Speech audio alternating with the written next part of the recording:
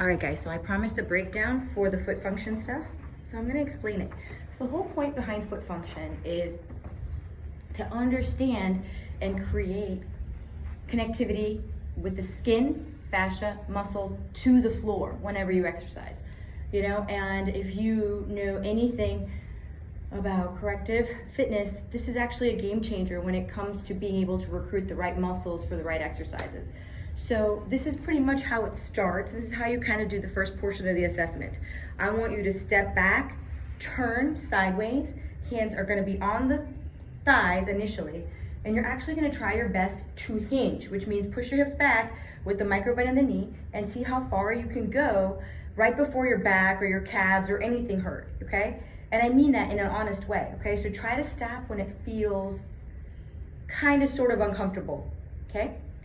And this is a shout out to Miss Nicole, because she brought this concept into my brain, but then this is also a shout out to MAT because the bottom of the foot function is really what is amazing about muscle activation techniques. It's so complicated down there. So we're gonna kind of break it down into 9 pieces, okay? So the first portion is gonna be the assessment. The assessment is on your hands at your quads, and you're actually just gonna hinge forward until you're slightly uncomfortable. So for me, that's about kind of sort of right here. This is when my left calf starts feeling tighter, my left hamstring doesn't feel so great, my neck starts hurting a little bit. Honestly, if I wanted to, I can crank it down. But corrective exercise is never about crank, okay? So do you see that? I actually stop maybe right up to here, right below the shin, not the shin, I wanna say maybe, let's measure it. 3 finger lengths away from the base of the patella, okay?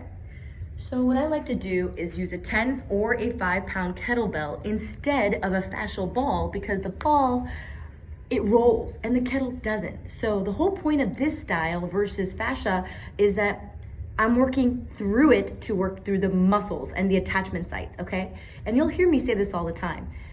Try to hold positions and transitions for 6 to 8 seconds long. Something very magical happens to the muscle for 6 to 8 seconds of discomfort or tension or even activation, right?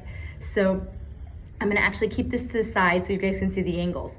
The best way to handle this is to kind of understand what the foot position is gonna be. So I want the base kind of right at the ball of the toe to never lift the ground for the first portion. Also, the same thing. I call this the ball of the toe. I call this side the ball of the pinky, okay? And then we're going to keep those on the ground along with the heel, okay? At least for the first bit, then I'm gonna actually transition. Beware, this is gonna be a long video, but I'm hoping this will help tons and tons of people because it's helped me so much. And I just get to lift cleaner with more intent, and that's kind of my jam anyway. So side right here, you're gonna actually stand when you're ready. You're going to keep all of those on there. I right now have my big toe pressing against the kettle, assure that it's not gonna move. If you can't touch it like I can right now, it's okay. You will be eventually able to touch the floor. This is kind of cool. So this is what I want you to do. As you're pressing that big toe down, the whole concept is to be heavy on it. Do you see what I mean by heavy on it? If I step back here, most of my weight's in my back foot. If I go forward, and now I'm heavy on my back foot, okay?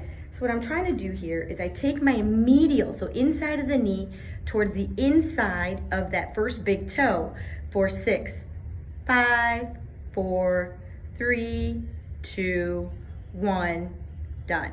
Now, I kind of slightly step back and now take my foot, same position, take my lateral portion of the knee to the third, and between the third, I usually just go straight for the third toe.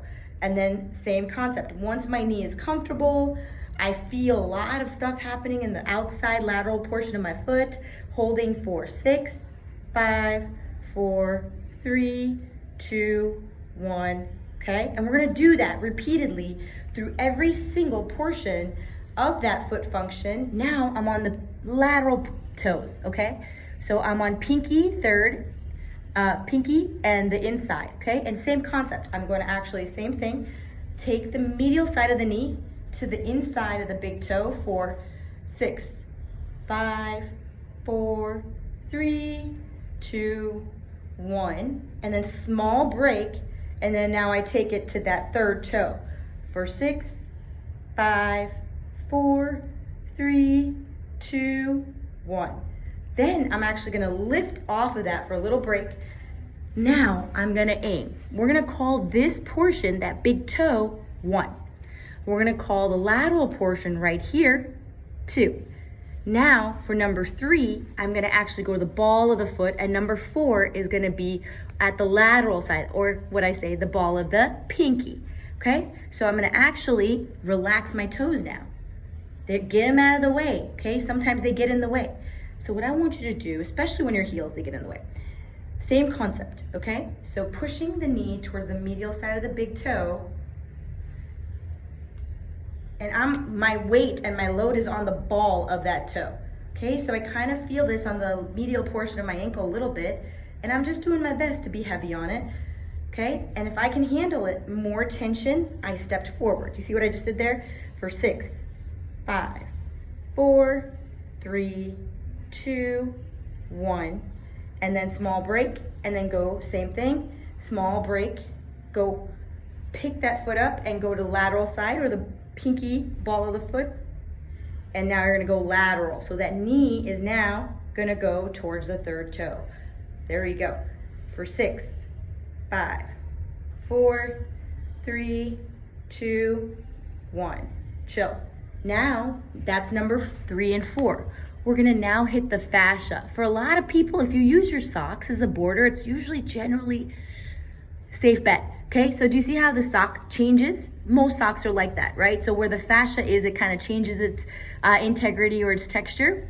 Follow that, that helps a lot. So now this portion right here is gonna be number 5, and this right here is number 6. Don't worry, you don't have to memorize this. I'll send a really weird photo to make sure that you guys understand how to do this. Okay, so now, again, you're gonna rest your toe right on the top of the kettle, kind of like you're wearing high heels, okay? And same concept. The knee is first gonna go in the medial side of the big toe for 6, 5, 4, 3, 2, 1. Small break. Now the knee is gonna go to the lateral side of the toe.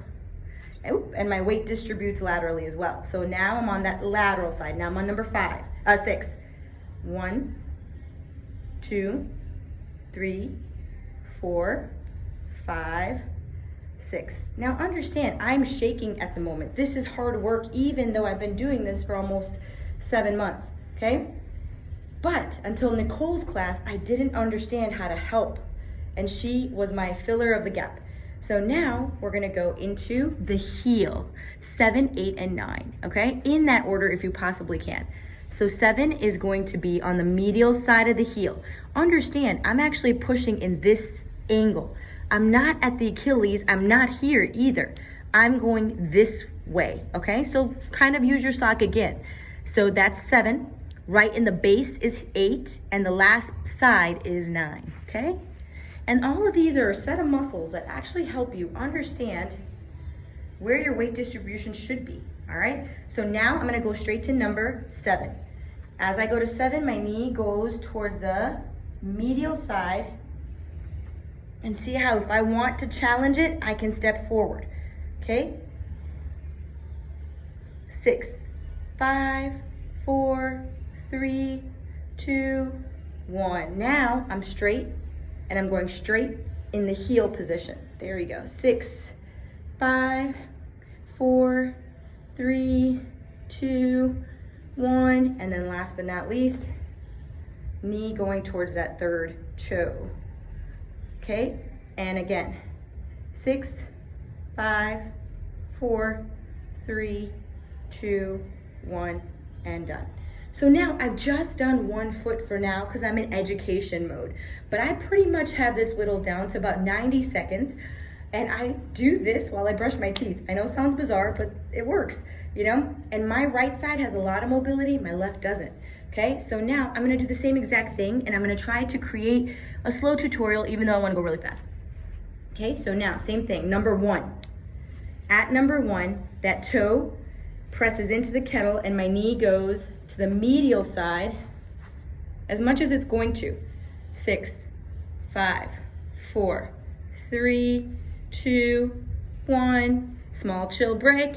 Now it's gonna go to the lateral side. 4, 6, 5. If I want to challenge, I'll show you what to do. 4, 3, 2, 1. So if you're new at this, this is a good place to start. But if you feel like you're starting to get good at this, you step and distribute that weight forward. Okay, do you understand? And the same thing, my knee, this one still goes towards the third toe. I mean, a medial portion of the first toe. 3, 2, 1. And then it's gonna go to the lateral portion of the third toe. 6, 5, 4, 3, 2, 1, and small break. Okay, then go to the number 3. We're at number 3 now. Same concept, the relaxation of the foot, ball the toe, and push the knee in as much as you can, not a lot. 6, 5, 4, 3, 2, 1. Now a kind of small break, and then go to that third for 6, 5. Guys, I know this is so tedious sounding. 2, 1, but wait till you see the result. It's amazing. Same thing, relax the toe as much as you can. Now you're on fascia. So you're at number 5, 6, 5. See, I want to be heavy on it. 4, 3, 2, 1. And then now I'm going to go to the other side. And knee is going to go towards the lateral portion of the third toe. 5, 4, 3, 2, 1. And then now I'm on the heel. Same thing, medial side, toe is down, knee is bending. 6, 5, 4, 3, this is very hard. 2, 1. Even for me, this is hard. That's what I'm trying to tell you. Now, this is the hard work, and I know it looks easy and tedious, and you're looking at my legs, but you need to see the results and see how good this can be for you in order for you to do it all the time. I'm one of those prove it kind of people. Don't waste my time. I don't like when time is wasted. Pushing that knee and chill. So now watch kind of sort of what happens, guys. So kind of gave it away with that, but feet are neutral, hinging, pushing your hips back. And see, like I know this is just me at the moment, but I'm actually gonna be working on a lot of people, and I'm gonna teach them how to do this. And see, if I want to lock out my knees, I can, which is kind of nice. But either way, it's not coming from the tightness of my calves anymore. Now imagine going into a yoga class and seeing how hard you connect to the floor. And my prescription for this is I want you to do it every single day, in the morning and at night for 10 to 12 days straight. And try to aim those 9 positions that I showed you, okay? 9 positions. And initially it's gonna feel like this is annoying, I don't have time for this. But you know, your back hurts enough, your hamstrings, your calf, your heels, everything hurts enough, and then you have it. And you are like, all right, let me see if this works. And it works. And slowly, the 3-minute thing will end up being under 90 seconds. Okay, so I want you to do this every single day for 10 to 12 days straight, in the morning and at night. And here's the premise. Your proprioception, which is just a fancy word for the ability for connectivity, okay? The way your skin connects to the floor, okay? The way your fascia connects, so everything, connectivity is the key, okay? So now imagine that, like I had a client the other day tell me that their heels hurt so bad because they're model, you know, and it's like as if they have to retire earlier than they really want to. And I thought about that, and I thought about it. I'm like, man, mine did too. Every time I wore heels, my back hurt. And I just think how great of a solution if I can give you a 90-second solution the next morning, or even the night after you wear heels and you walk through the door, you know, you get ready for bed. And I know this is weird to have a kettlebell right next to your bed, but you know, you wake up with less aches and pains, right? This is all about connectivity, proprioception, and a decision to do the thing that you need to do for you, okay? So this has helped my golfers. This has helped my dancers. This has helped those people who have to wear heels at work, or, you know, their back hurts because of whatever reason. This has helped my truck drivers. This has helped anyone in a rotational sport like tennis, lateral sport like basketball, and shuffling. Even people with really, really tight hip flexors, this has helped, okay? So it's helped mostly my pregnant women, you know? So this is kind of nice. And you know, this is helpful every single day, 10 to 12 days straight, once in the morning, once at night. And that is my challenge to you. Then you don't need to do it as often. Then you can do it, you know, whenever you need it, or you can do it every other day, or like I tend to do it every Wednesday and, you know, every Sunday night. And that seems to work for me. But before that, understand, my hip was hurting so much. This has helped with so much of my dorsiflexion. This has helped with so much of my, I used to have pains and aches right here. They're pretty much gone. My buddy, knees over toes guy, he's been amazing. It's been such a wonderful feat at the moment. And this is exciting stuff here. I know it's a long video, but this is about instruction. I will figure out a way to condense this more and more, but I did want to document it for you guys, and I want you to practice it, okay? Good luck. This is going to help a lot of people.